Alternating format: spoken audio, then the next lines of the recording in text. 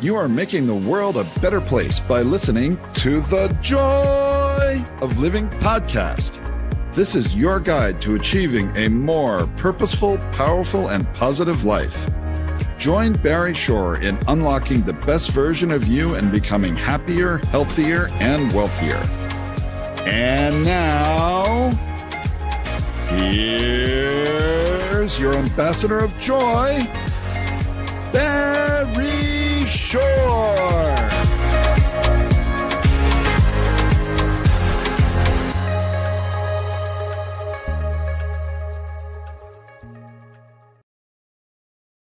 Good day, beautiful, bountiful, beloved, immortal beings, and good-looking people. You're good-looking because you're always looking for and finding the good. That's the definition of a good-looking person. Looking for and finding the good. You found good in abundance because you tuned in consciously and conscientiously to the Joy of Living with your humble host, Barry Shore, known as the Ambassador of Joy. Notice I didn't say the Ambassador of Joy. The Ambassador of Joy. And you tuned in for one reason and one reason only. It's the best reason in the whole world because you care the most, the entire world, about you. Y-O-U. And that's great because when you become the best you make the world a better place. You build more bridges of harmony, create more joy, happiness, peace, and love in the world. We're going to talk a lot about joy and happiness and finding peace and love in the world. You're going to meet an amazing fellow, Bill Townsend, in just a few minutes. And in the interim, again, first of all, I want to say thank you to the tens and tens of thousands of people that join us every single week because you're always telling your family and friends. Right now, we have about 511,613 people lined up right around the world. And by the time we bring on Bill, there'll probably be about 25,000 people. And what we do is we urge you to share this with 5 people. You want to share with 50 or 100, it's up to you, but just 5. Everybody share with 5 people will touch over 2 million people, 2.5 million people around the world. And it's important because you know that on this show we discuss the 3 fundamentals of life. And when you utilize these 3 fundamentals of life, then the result is you'll be happier, healthier, and wealthier. Who doesn't want that? Now, the 3 fundamentals are, number 1, your life has purpose. And when you lead a purpose-driven life, number 2 happens. It's a good number 2. You go MAD. Now, MAD is a wonderful acronym that stands for make a difference. Lead a purpose-driven life, you make a difference in the world. And the 3rd fundamental is to uncover the power and the secrets of everyday words and terms. Simple example, this show is carried over the internet. Ask anybody, what does www stand for? Invariably, it stands for the internet. And factually speaking, they're correct. However, in our world, the world of the positive, purposeful, powerful, and pleasant, www stands for what a wonderful world. And what is a word, right? W-H-E-T-A. And of course, a big tip of the hat and a thank you to Louis Armstrong, Satchmo, for enabling that song, What a Wonderful World, to go viral and touch not just tens of millions or hundreds of millions, but billions of people on the planet. And whenever you hear the opening bars of What a Wonderful World, what do you do right away? You can't help it. You smile. Now, smile is one of the most important words you're going to internalize, utilize, and leverage in your life because smile stands for seeing miracles in life every day. That's right, seeing miracles in life every day. Let me tell you a quick story. It's about me. Imagine, if you can, I'm standing up in the morning, completely healthy and hearty, able to leap tall buildings in a single bound. And in the evening, I'm in the hospital, totally, completely paralyzed from my neck down. And it was not because of an automobile accident. It wasn't a spinal injury. It was a rare disease which took over my body and caused me to be what's called a quadriplegic. Nothing in my body moved. I could only communicate by blinking my eyes. I was 144 days in the hospital. I was in a hospital bed in my own home for 2 years. I couldn't move. I was in a wheelchair for 4 years. I had braces on both my legs from my hips to my ankles for years. That was progress. Thank God today I'm able to be vertical and ambulatory with the help of a 7-foot walking wand. So I'm a triped, not a biped. Can't walk up a stair by myself. Can't walk up a curb by myself. I have help 12 hours a day, 7 days a week. However, you hear my voice. Positive, purposeful, powerful, and pleasant. All because of one word, smile. Seeing miracles in life every day. Now, I got to tell you, I am privileged to speak to millions of people on the internet every month with all the different podcasts I do. And I even do in-person events every once in a while. I don't travel much. Nearby where I live here, outside of Las Vegas. Recently, I spoke to a group of 1,127 people, telling the story of Barry Shore. And some people raised their hand and say, "Hey, Barry Shore, I've been out for hours. I haven't seen any miracles." And I asked them, "Are you here? Can you hear? Can you stand still? I can't do that. Can you walk? I can feel you that. You have water to drink, you have food to eat, you have a place to sleep, your family, your friends." Every single one of those is a miracle. And what's the proof? Simple as proof. 1 million people didn't get out of bed this morning. You know why? They died. By definition, if you're watching or you're listening, you didn't. Therefore, you have an obligation to live life to the full, to live exuberantly. I got a quick story, though, from my 8-year-old niece. She comes over to me a few weeks ago and she says, Uncle Barry, can we spell smile S-M-I-E-L? I thought about smile. Smile sounds the same. Why not? I asked her how come. She says, because then it would stand for seeing miracles in everyday life. Out of the mouth of an 8-year-old. But what was she doing? She was creating the kind of world she wants to live in. Now, CREATE is a wonderful acronym. It stands for causing rethinking, enabling all to excel. You are going to experience a rethinking today. It's going to be simple. It's what we call a shift in perspective, small shift. Now, I got to tell you, I've been working with people for more than 4.5 decades. And when people come to me and I work with them, most of the people, even though they're on paper doing great, they've dropped the F in shift. And the other stuff happens. You got to keep your F and F's in place. Shift your perspective. Then you can internalize, utilize, and leverage the 6 most important words you'll ever learn. These are choice, not chance, determines your destiny. How you choose to respond in any given situation will determine your path in life and your trajectory. Now, before we bring on amazing Bill, I want to warn him and the new people come then listening, old people know this already, that we do use a lot of 4-letter words. Yes, I love them. I even use the 4-letter FU word. I do it because of the shock value and it's fun. Now, of course, the 4-letter words that we use because we live in the world of the positive, purposeful, powerful, and pleasant are love, life, hope, play, free, gift, swim. And the 4-letter FU word is fun. Fun, that's right. F-U, capital N, capital N. So after the show, see your family and friends. I'm going to have a twinkle in your eye, smile on your face. F-U, everybody. Got to add right away, capital N, capital N. So where'd you get that? What are you talking about? I listen to Barry Shore. You got to hear what I learned from Bill Townsend. So before we bring on Bill, I'm going to urge everybody to use the 2 most powerful words in the English language 3 times a day from now and the rest of your life. You'll be happier, healthier, and wealthier. These 2 words are thank you, thank you, thank you. Thanks stands for to harmonize and nurture kindness. KIND is a fabulous acronym that stands for keep inspiring noble deeds. I can't think of anybody that inspires noble deeds that I want to share with you other than wonderful, amazing Bill Townsend. Bill, please say hello to 522,917 people around the world. Hello, Barry. Hello, everyone. It is great to be with you today. I loved that intro. I love the acronyms. I will never see the word shift in the same manner ever again. When was the last time somebody said F you and you laughed? True. I got to tell everybody, if I start telling you all the things that Bill has accomplished in his short time on this earth, it would take the rest of the show. I'm going to tell you only 3 data points. One of them is that he has been around since the founding, in my humble opinion, the founding with a great company called Lycos, the whole world of search engines and interactions on the thing called the web. He was there at the Renaissance in the beginning, the birth.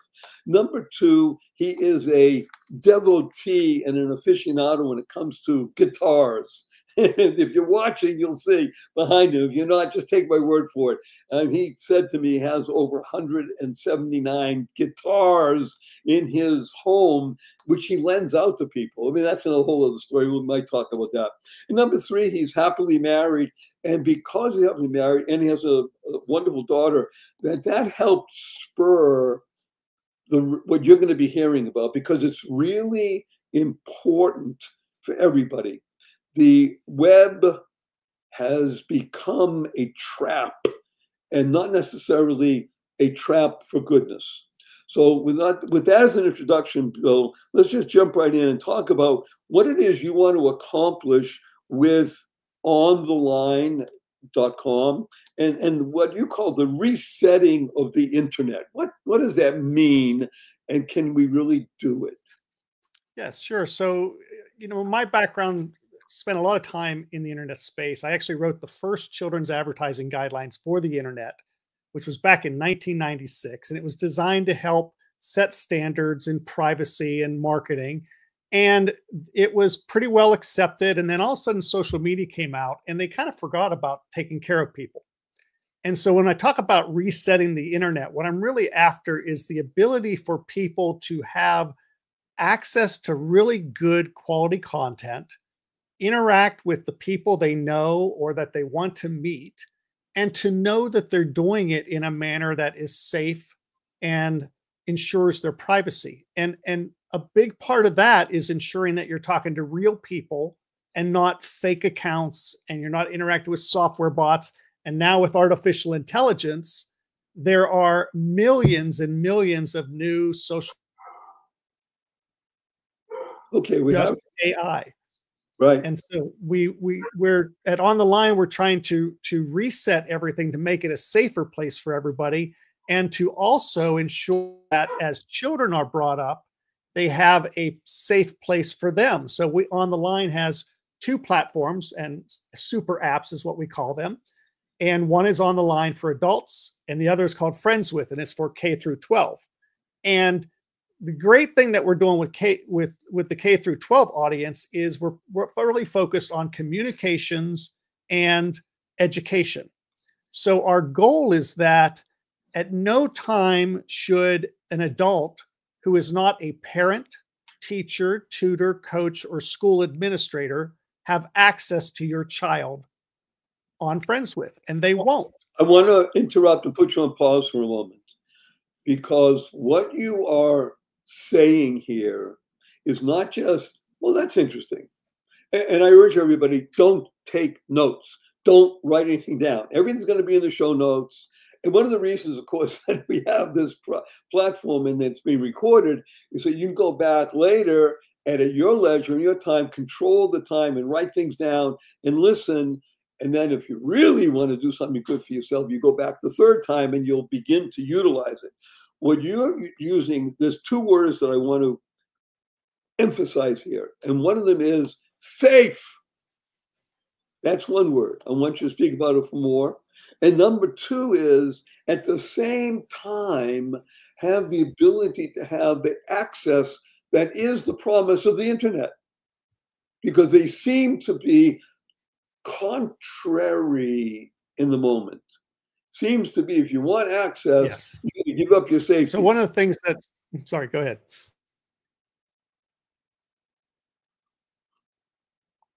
By the way, technology is always... Barry, I don't know if you can hear me. It seems like we're having some technical issues, which is, I hear you now, and I hope people do.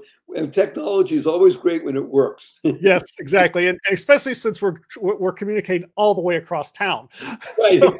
Well, this is so bad, but this is truly funny, because it turns out that Bill and I were speaking before we went live, and we don't live very far away from each other, maybe a few miles. And yet what's happening, of course, if you know how these things work, I don't. However, we do know that everything is through satellites and things like that. So it's covering tens of thousands of miles for one little conversation to go across town. However, we are talking to the world, people in Baluchistan, literally, and Nepal, and Bangladesh, and Pakistan, and India, even though we're blocked in Pakistan sometimes, that's a whole other story. Throughout Africa and South Latin America and such, and of course the United States. And now we're having a little bit of a, whatever it is, a glitch, a hiccup. So I interrupted you. So we're talking about safe and access at the same time. How does that work? Yeah. So, you mentioned safety to me is so critically important. I see the challenges every single day, and what drove me to push forward with On the Line, there were many instances, but one of the biggest was my daughter, who at the age of 11 wanted to get a tablet computer, and we got her one. And she was she was raised with a great sense of digital safety. And she knows that if she sees something that's inappropriate, bring it to myself or bring it to my wife. And we talk to her about why she might be seeing something or why she shouldn't see it. And she wanted to get signed up. So she signs up for Instagram. And literally within 45 minutes of signing up, she was being approached by adult males from all around the world, hitting on her. And she's 11 years old, sending inappropriate photographs, making inappropriate comments. And then a couple years later, when she wanted to go onto TikTok, we saw the same thing. And so I realized at that point that the real challenge in safety isn't so much that we can't make changes, it's that big tech refuses to make changes. And they do that. A huge indictment. I love it. It's a huge indictment. But it's absolutely true. You know, when you come to On the Line, it'll launch next year. When you come in, we're going to verify your identity. And we use a tool we have called Identikey. It's a digital identity platform. And we identify your identity. We make sure you are who you say you are, because we know that two things are going to happen. Number one, if you are a bad person, if you want to get on a platform and you want to sell drugs or abuse women or harass kids or whatever it is, bully, whatever, you're not going to sign up if your identity is verified. So that knocks out 2 to 8% of all users. Secondly, by verifying identity, our platform has a much better level of behavior because people know they're talking to real people. And they know that they are going to be held accountable if they're acting like jerks, if they're, bullying somebody, if they're sending inappropriate content. It's always trackable back to who that person is. Now, that may sound to some people like, oh, it's like Big Brother, but no, it's a way to make the internet safe again, to reset that safety.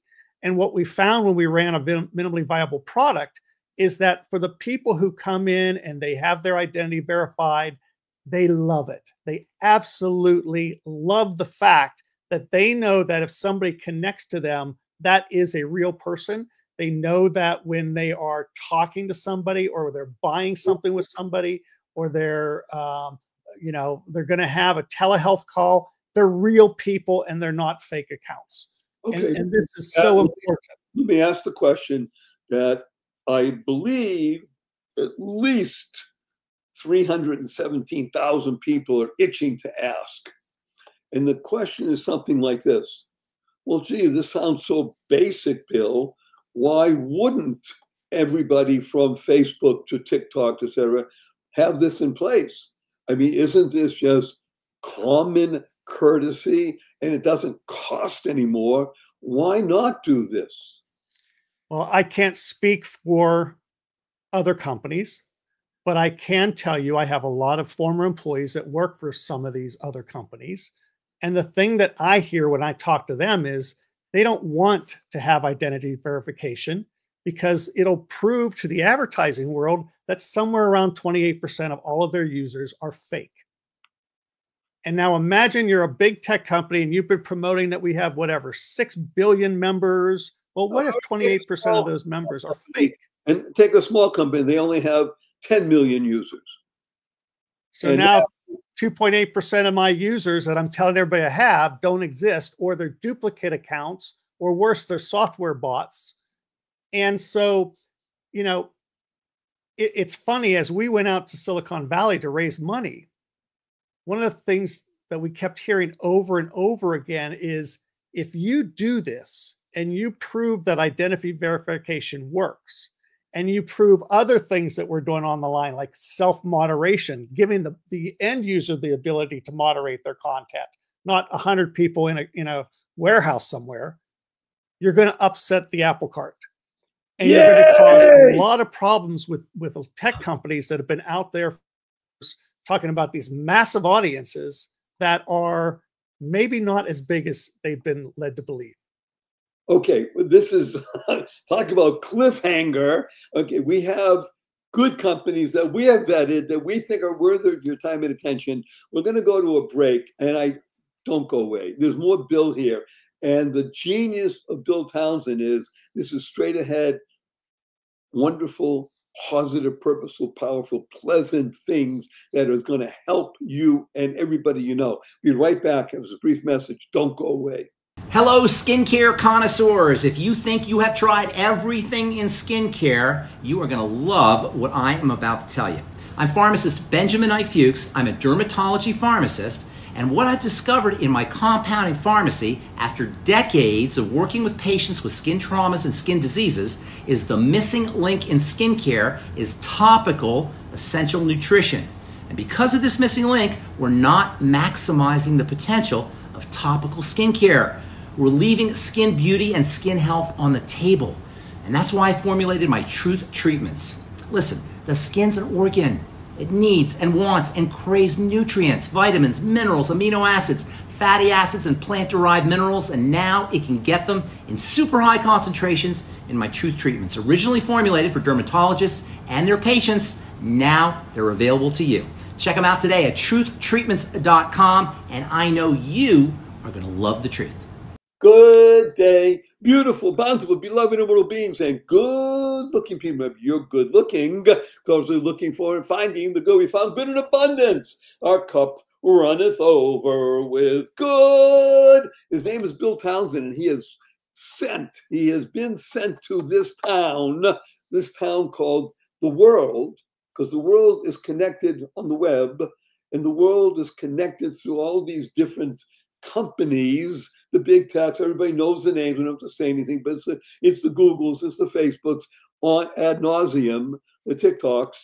And Bill is bringing the potential for good, straightforward, real connections with real human beings through this remarkable process called the web.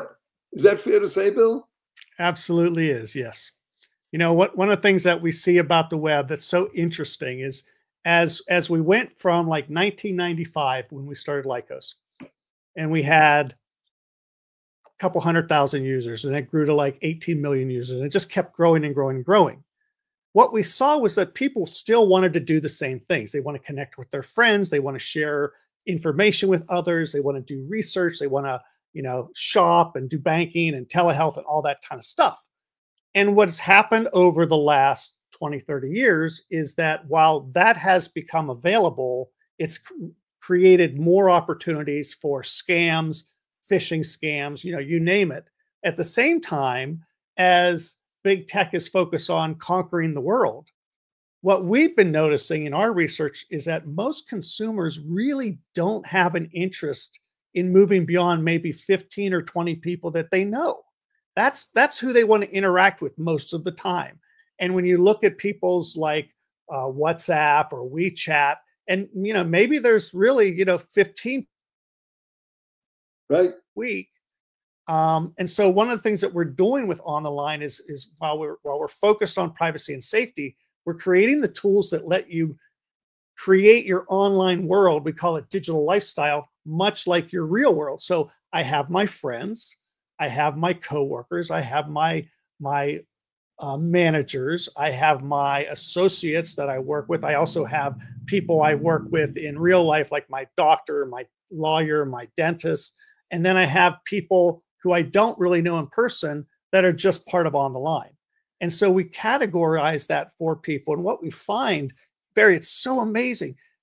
People love to be able to, I call it pigeonholing, but they love to be able to put their friends in these little buckets. Mm-hmm. It makes it easier to create groups. It makes it easier to talk to them. It makes it easier to kind of manage your life on the line, as opposed to the way it is today, where like if I go into social media and I've got 11,000 friends, I probably know 300 of them, but I've got 11,000 of these people. I never hear from any of them really, but they're friends. And now I think what we've seen, you know, like Jonathan Haidt talks about, young people in the last 2 generations have a completely different perspective of what a friend is compared to all of us who are, you know, 35 years and older. Right. I mean, it's important that you mentioned 35. 80 87, 88% of our audience is under the age of 35. And by the way, I am deeply honored by that because chronologically I'm 76. I relate with people who are under the age of 35, and you are spot on, Bill. It's a interesting dilemma of people wanting to be with real human beings and somehow or other not really knowing what to do because they're all digital natives. And when you're a digital native, you, just because of the nature of life, unless you've been taught otherwise in a very unique setting, well, the more of these likes that you have and these numbers of beings, the more you're real and the more you're a friend or a human. And we found, those of us who are over 35, that oftentimes the smaller group is the better group. It's so true. I have two sons, both in their early 20s. One's a computer scientist, the other's a professional photographer. The computer scientist is fascinating because his idea of getting together with friends is every night, 5 or 6 of these people from all over the place get online. They play video games together. They have their headsets on. They're talking. They're interacting as if they were in the same room, but they're not. And they did something really interesting maybe 2 years ago where they all got together in real life. Uh-oh. And they had an absolute blast. And it was kind of like an eye-opener from say, holy cow, this was so much fun. This is really cool. We have to do this more and more. And I see this so often with young people today. And you know, there's a lot, it's really sad that there's a lot of writing and articles and news reports about Gen Z is really screwed up, or they don't know what's what. You know what? In my experience, Gen Z is one of the most astute demographics I've ever seen. A very important soundbite. What he's saying. They understand technology because they were raised with it. They look at people like us sometimes, Brandon, and go like, how can you not know this? Just ask Google. You know, how can you not do this? Just get on ChatGPT. And they have this amazing ability to absorb massive amounts of content. Where I think our generation gets those younger generations wrong is we think they're, you know, sometimes they're aloof, or, you know, they're always walking around with their cell phone in their hands and they're doing this all the time. But this is their communication device. And so what I want to see is we make this safer for everybody, so that when you have that, you are in a virtual world, but you're in a safe virtual world. Okay, again, we want to emphasize this 4-letter word, safe, safe. Making the internet, the web, a safe experience. So you don't even have to think about it. You know, the other places you go, well, is it safe to do this? With on the line and what you're building, you don't think about it. That's a given. And that's when, by the way, you said you have 2 sons. One's a computer scientist, and the other one is a professional photographer. He focuses on track and field, travels all over the country covering these events. So he's interacting with people. Yes. So every day, you know, he's out with people, he's photographing them, he's capturing the essence of what it means to be human. His older brother is doing this all day on a computer, and they're completely separate in terms of how they approach other people. But it's fascinating to me that they're both very perceptive about what friends are going through or how people are reacting to things. And they have that perception, even though maybe not so much my younger son, but my older son lives in a digital world. And he's able to perceive when his friends are troubled or what have you. And it's things that maybe older generations can't quite grasp. And I think there's this really unique period of time right now where we're starting to see this confluence of artificial intelligence, social media, young people who've gone through the pandemic where they were all of a sudden, stuck at home and really isolated. And now they're kind of coming back out. They're getting to be more active. They're looking for more and more things to do. And I think they're starting to see this need for human connection in the real life. I think they're starting to believe that there's more to life than just sitting on this, 6 hours a day. And they're starting to understand that, maybe they don't need to have 20 friends to go hang out with, but having that 1, 2, 3 really close friends is becoming more and more important. Okay, so you just touched on 14 things at once. I want to mention 2. So there's a very famous book, people can look it up. Again, it's in the show notes, called Bowling Alone. And it's fascinating insight. It was written actually, I think, of almost 15 years ago. So the early part of the 21st century, about the shift from people joining groups and associations and doing things together in the service world, helping others, and a bowling league where people actually went out together at least once a week with a bowling league, 4 or 5 other friends in one team against 4 or 5 other people, and there were dozens of teams. And now people bowl alone, which is not that much different oftentimes than people sitting on a device alone. And the ability to become atomized, as they call it, is somewhat dangerous. And this is, for want of a better term, we'll call that the dark side of AI. So AI, which everybody calls artificial intelligence, in our world, I've talked about this a number of times, we call AI always improving. So we give it the positive spin.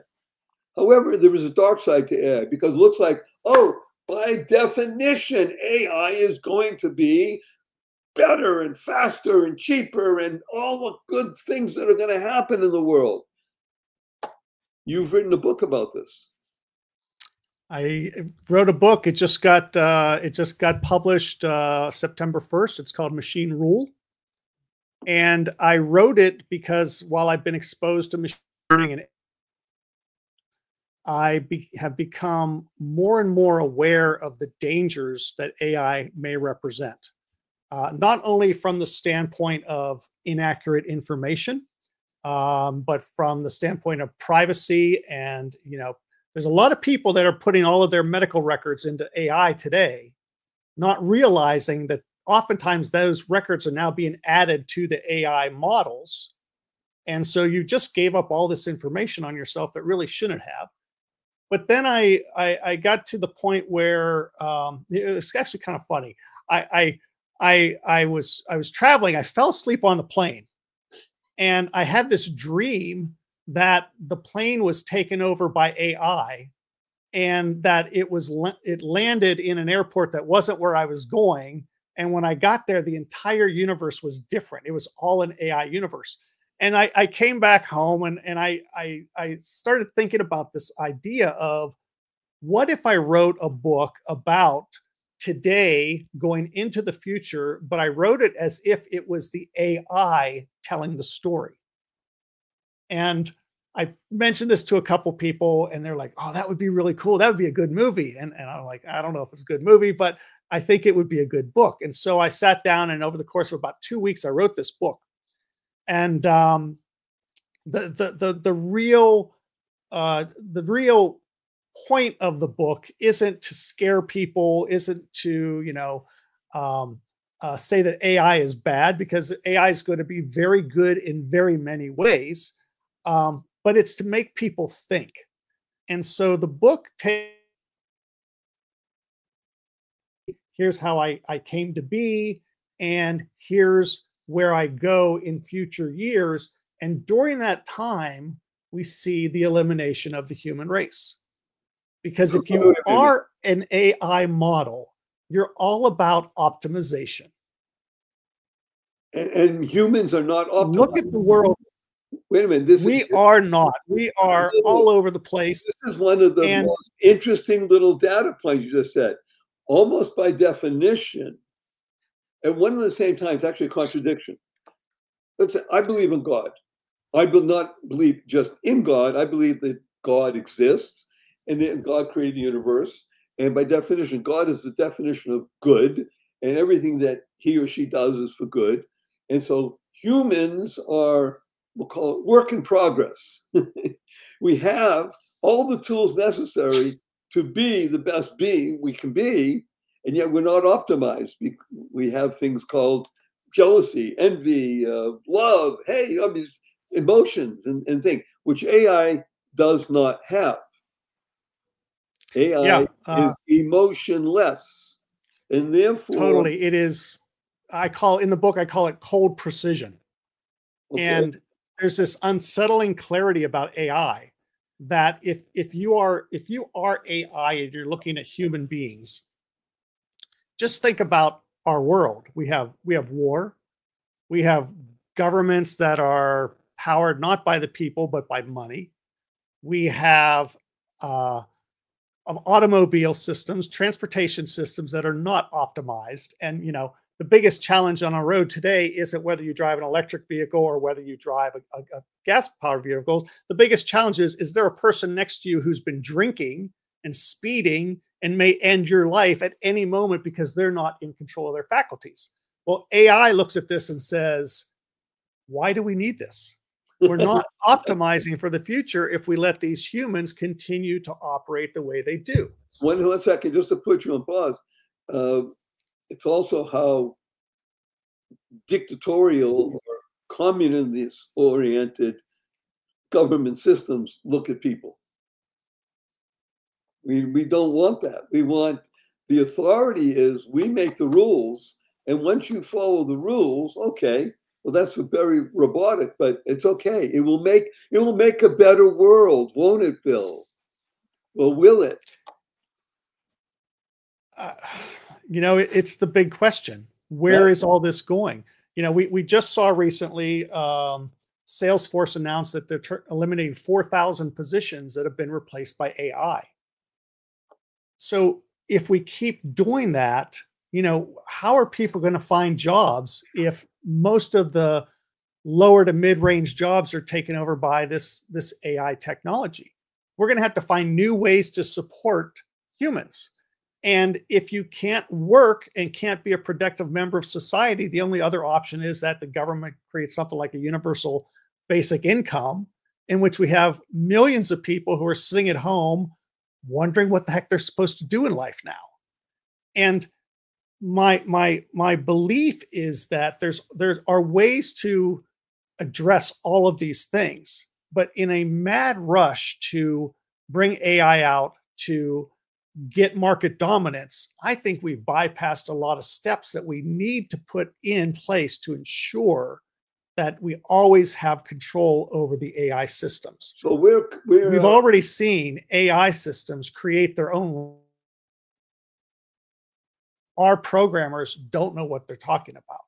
We've already seen when they try to shut down an AI system, the AI system resorts to blackmail or it duplicates itself onto other servers. So there's a lot of scary things going on that our government seems to be completely unaware of and unable to deal with. And the big AI companies, while they allude to it and while they understand it's happening, I don't think they have the knowledge of how to prevent all of the potentially bad things from occurring. Well, it may be that you're right. They're lacking in knowledge because it's really difficult to know the future in any future, meaning what's going to happen in 24 months. However, you also need a desire to know and to want to know and to think the positive. I want to get us more. First of all, the book is called Machine Rule. Again, everything's in the show notes. You want to listen to this again. There's no question. I want to talk about On the Line, however, because it's On the Line is that remarkable place. I think I lost you there for a second, Barry. Oh, can you hear me now? Okay. Can you hear me now? So I can hear you now. Yeah, good. So I'm laughing because we're literally right across town and we're having these technical issues. I'm like, no, is this really, my provider? What's going on here? On the moon and I'm on Earth, and we have a shaky connection.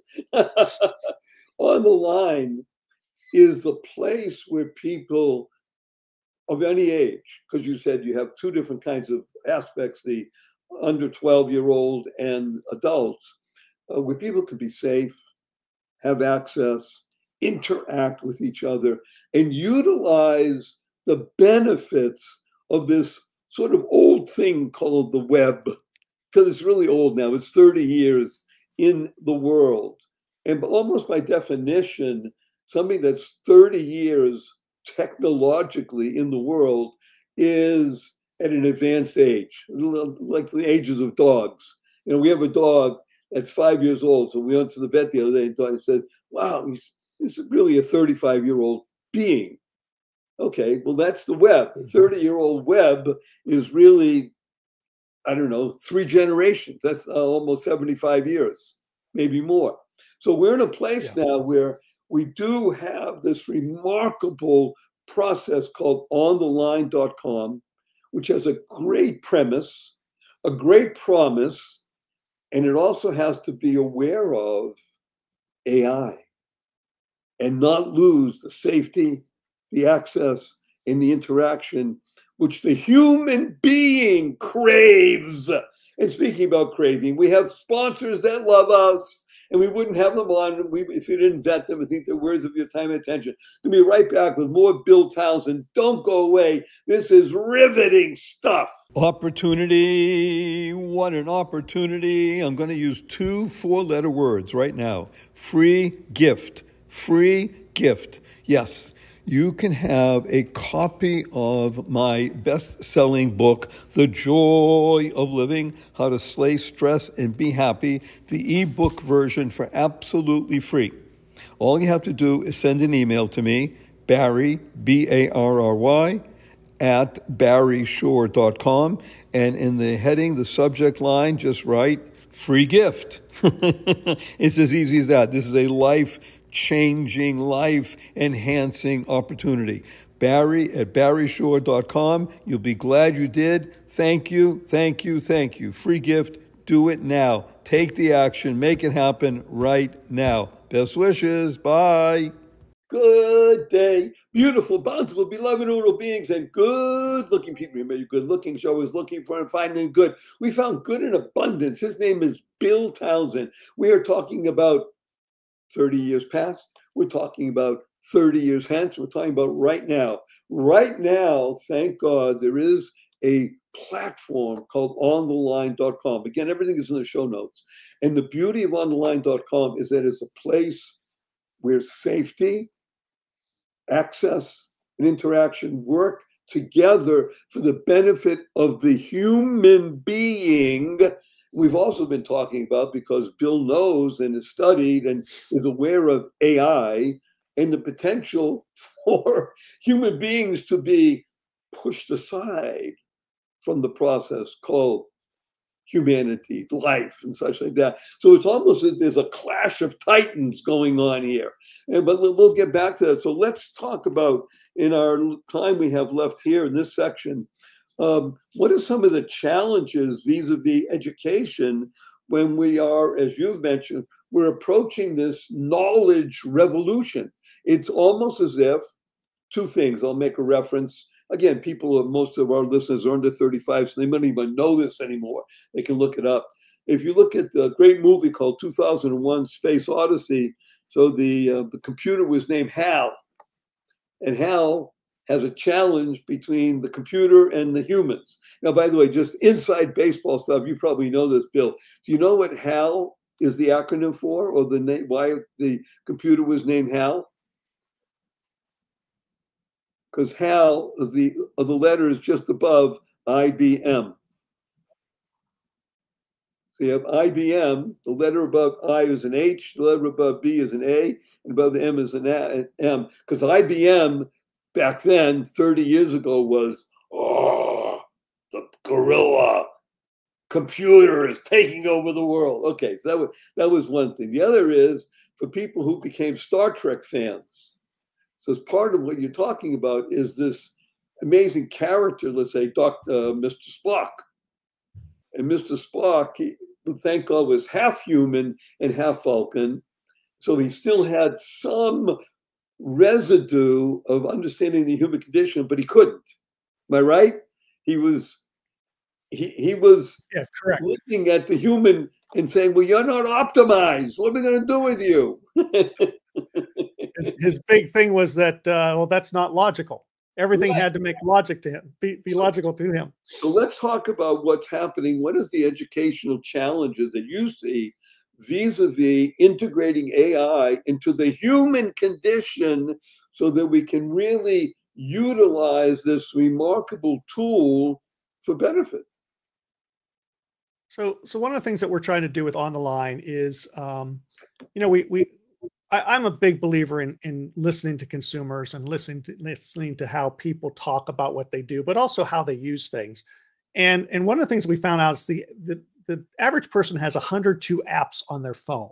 I mean, it's absurd. I don't think you have that many apps on your desktop or laptop. So they have the 102 apps. Most of them they don't use, but there's about, you know, anywhere between 8 and 20 that they use a lot. So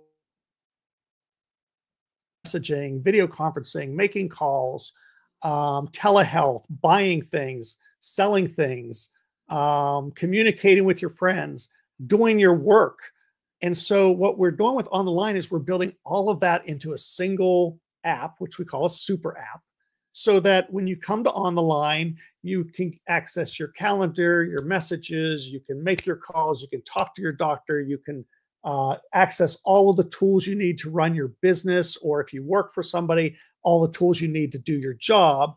And we do it all in a manner that's very safe and protective of the user. We don't sell their data to third parties.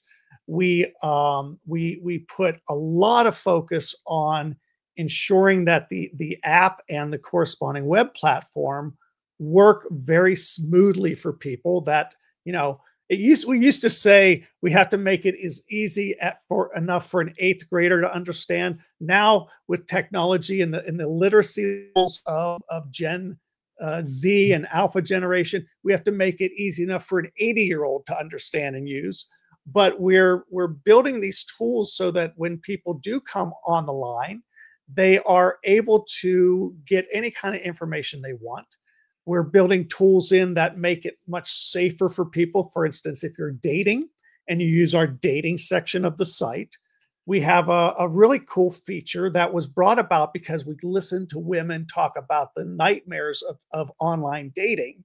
And they'd say, you know, I don't even know if this is the real person. I don't know if it's the real picture. We're going to go meet at a restaurant. I don't know what happens if, you know, it's not going well. I don't know what to do. And so we built in tools where Sally can have 2 or 3 friends. And when she says, oh, she's going to have a date with Jeff, the date, time, date, day, does that make sense? The date, day, date, time, whatever, and the location are sent to her friends. And if something were to go wrong on that date, she can press one button, it'll notify her friends, and hopefully through the platform, she's already said, look, if you get an alert that I need attention or I need help, please, somebody come to where I am, or you call me, or if you can't get a hold of me, call the police. So those are the types of tools that we're building in, not because we wanted to add this, but because our members are asking for this type of stuff. You know, we have things like, I don't know, you know, many people buy stuff on Craigslist and they sell things on Craigslist and other online classified ads. And one of the things we kept hearing is that the people that sell it say, you know, so-and-so, this guy said he's going to come over and meet me at 7. And I was sitting at the Starbucks and he never shows. So we came up with a solution for that. And we've heard this over and over and over again with all these things people try to do online. And so what we're doing is we're resetting everything, making it better, making it safer, making it work much more smoothly for people, so that in the long run, On the Line becomes a place that you just get on every life. And that's our real view. I mean, you'll be entertained and you'll get your movie tickets. And we're working with a group in the electronic dance music area that is going to do some incredible stuff with us and us with them. And it's all about putting all of the things that are important in your life at your fingertips and doing it very safely and in a manner that's very private. And then we're going to take it a step further because one of the things that's bothered me ever since my Lycos days back in 1996 is the fact that if you're on social media, for instance, you're not the customer. You're not. I mean, you're using it, but you're really the guinea pig because the advertisers are selling to you. The e-commerce companies are selling to you, and you're being prostituted. And what do you get out of that? Oh, I get to post my pictures. But you know what? You've got a bunch of tech executives that are worth millions and sometimes billions of dollars because of the content you create. So on the line, every time you create original content, we copyright it for you. You then own the rights to that content. And at the end of the year, we're going to take a portion of our profits and we're going to give it back to every member based on what they do on our platform. So if you come into the platform and you just don't do much, you're going to get money. But if you come in and you're creating content, you're getting content out that people love, you're going to earn more money. It's because we think it makes sense. People should be compensated for what they do. And especially as AI comes along, we're coming back to that evil thing, right? As AI comes along and it becomes harder and harder and harder to earn money because of AI taking jobs, this is a way for people to benefit of what they're going to do on the line. So I think kind of cool that everybody who's listening or watching is applauding and saying, well, Barry, thank you for making sure you had Bill on the show today. Wow. This is a view of the present and the future that is uplifting. Bill, I must tell you, I created an acronym for your name during one of the breaks. Can I share it with you? Absolutely. Okay, so Bill is BILL, which stands for Beneficial Insights Leveraging Life. I love it. I love it. That's what we're talking about. I love it. This is called ontheline.com. It could be that, of course, you get successful and then one of the giants comes along like a Facebook and says, okay, Bill, here's your $2 billion. Sell it to us. You're going to have a big decision to make. We'll discuss that when it happens. Yeah, and when it happens, and I have a vision for where On the Line will go in terms of the management of the company, and my hope, and if I was sitting in front of a venture capital firm right now saying this, they'd say I'm lunatic. But my hope is that might be 10 years, might be 20, might be 30 years from now, at some point On the Line will be managed much like a democracy, only better, without the influence of money. So that there will be a president of On the Line, but there will also be a Congress that is leading and making it get to the point where it's so important to people's everyday lives that you can't trust it to a group of people who are in it to make money. Luckily for us right now, I'm not in it to make money. I'm in it to right the wrongs of the internet, which I've seen during my whole career. But down the road, we're already thinking about where does this go 20, 30, 40, 50 years from now? And how does way is that it actually gets operated almost as if On the Line is its own nation that happens to work across multiple nations, but that there's representatives from every country that feed into the way it's managed and where it goes in the future. So again, everybody is leaning in and loving this. I'm loath to say the words I'm about to say, and that is we're coming to a close on our time together, Bill. So I have 3 quick questions for you. You ready? Yes, sir. Number 1, will you come back again?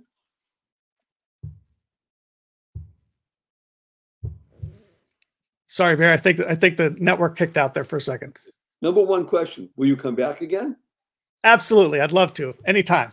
Thank you. Number 2, Bill Townsend. You have only 80 seconds to answer this question. What is your most fervent desire? Oh my gosh. maybe this will explain it. You often see people say, what is the one thing that you would bring to the world to make it better? Mine is the elimination of ignorance. So my desire is that what we do with friends with, and then cascading in on the line, is that we raise the knowledge level and the sharing of knowledge to such a point that we actually increase the thinking ability of the human race. And we see positive changes in society because we will no longer be bound by what's being thrown at us, but we'll be bound and then unleashed by what we can think about. Love it. And number 3, may I give you a hug in front of 527,000. Come on, Barry, bring it in here, buddy. Let me tell you what hugs stands for. Heartfelt, unlimited giving. You ready? 1, 2, I'm ready. 3. The internet's not cooperating in our house. And you've been listening to The Joy of Living with your humble host, Barry Shaw, and our amazing guest, Bill Townsend. I got to tell you something. As much as we love him, this show is not about Bill. Great guy that he is. It's not a show, not about Barry. Fabulous show. It's about you. Y-O-U. You becoming the best you possible. And you can do it with On the Line. It's about you becoming getting rid of the ignorance and increasing knowledge by thinking.